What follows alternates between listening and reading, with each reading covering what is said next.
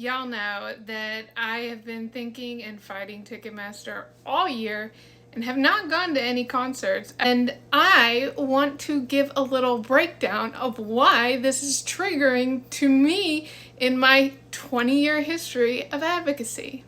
There are 1,000 listings on SeatGeek for this Saturday, with the cheapest being $200. And I am not like this lifelong Billy Joel fan. It's just during COVID, I read an interview with him about his writing process and why he didn't write new songs anymore. And then I started listening to recorded concerts on YouTube and I got super into him. So I really will probably go as long as I can spend less than $200.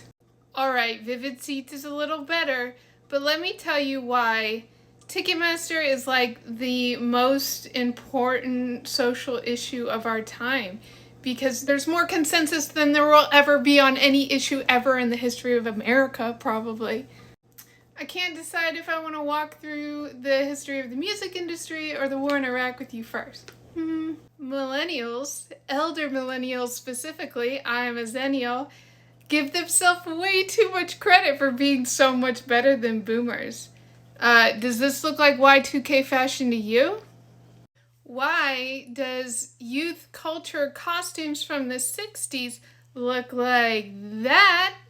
And Y2K looks like this. This is baby me before the war in Iraq happened, and this doesn't look like Y2K fashion that you remember, does it? And let's talk about globalization, and we knew it was terrible then. And private equity is exactly what was happening in international development, where you saddle developing countries with a bunch of debt, and then they become in complete servitude to you. New Year's Eve for 2000, I was at a party and they pulled all the circuit breakers at midnight, so people thought the great reboot really happened, where the computers were gonna go haywire because they couldn't go to 2000. And that's just a little anecdote to say how the impact of technology influences culture, but at the same time, the powerful players that are pulling our strings and manipulating our wants and desires are the same people. It's pretty conclusive that everyone agrees now that the war in Iraq was a mistake, right? And this is the vote in the Senate to use force against the Iraqi people in 2002. And it was an overwhelming win for Team Big Oil. And nobody remembers our slogan, no blood for oil. It was a very hard time to be a young person, and our generation did not show up. They didn't, and it was actually scary to be a protester because of how they made us go into free speech zones and surveillance and the Patriot Act, etc. And our generation was in the house, at the party, whatever, but they weren't in the streets. Protesters would be corralled into free speech zones, and the news censored a lot, but there was enough information if you read newspapers, especially in other English-speaking countries, that the cause for war was not there. And it was clearly an ideological and geopolitical unilateral move. The coalition of the willing. And the naysayers against the war would be like, it's a preemptive war. And it was quickly called a quagmire because these politicians didn't care about nation building and the historical divisions between the Shiites and the Sunnis. And yeah, everyone went along with it. And now everyone's like, we were all wrong.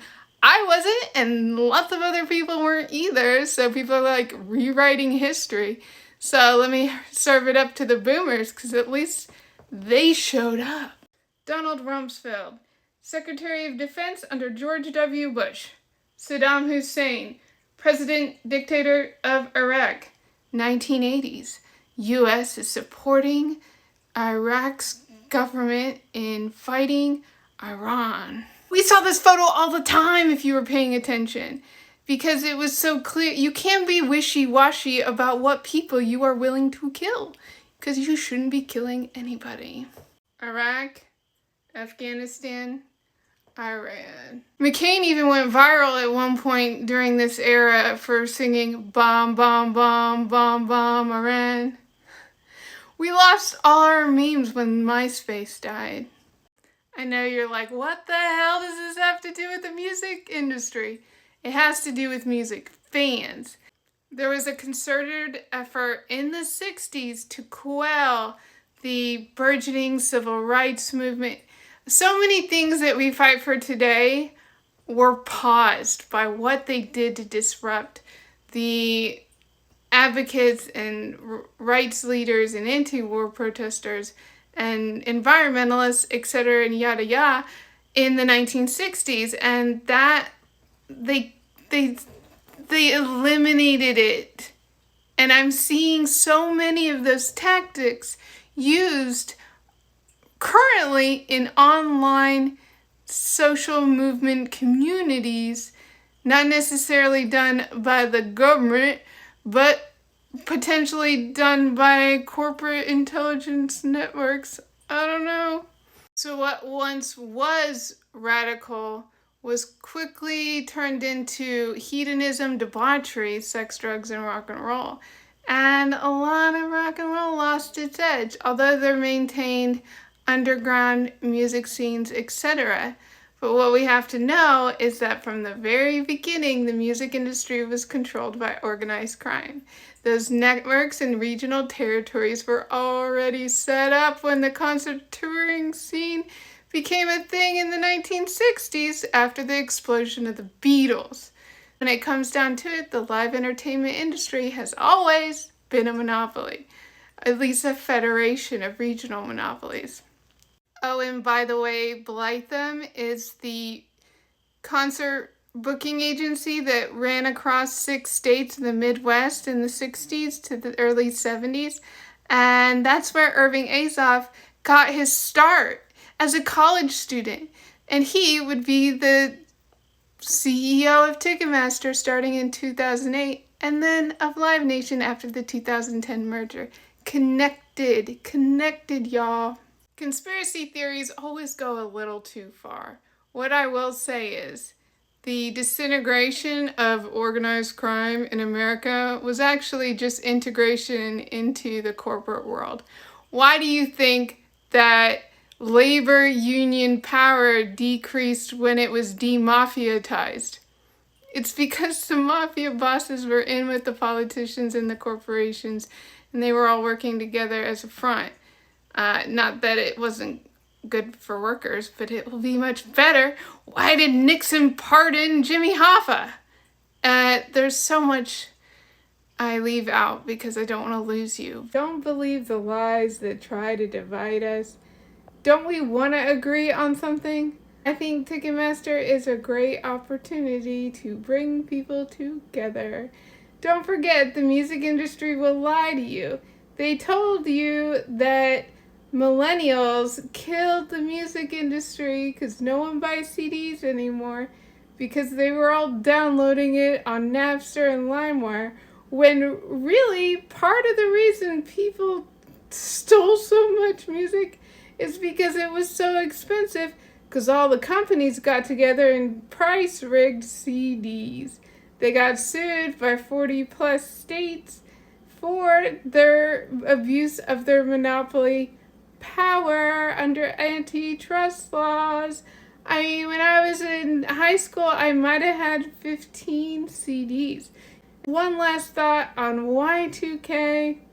Presidents, they're just like us. Who wore it better? He's worse than Trump. This is my favorite photo of me from all time. It is not satisfying to be right before everyone else, because it's still not clear that all that work was worth it. It didn't do anything, really. It didn't make me feel better. It doesn't make me feel better now to be like, I was right the whole time. There is no consolation in I told you so when real issues are at stake. So I just want one win in life. That's all. Take down Ticketmaster.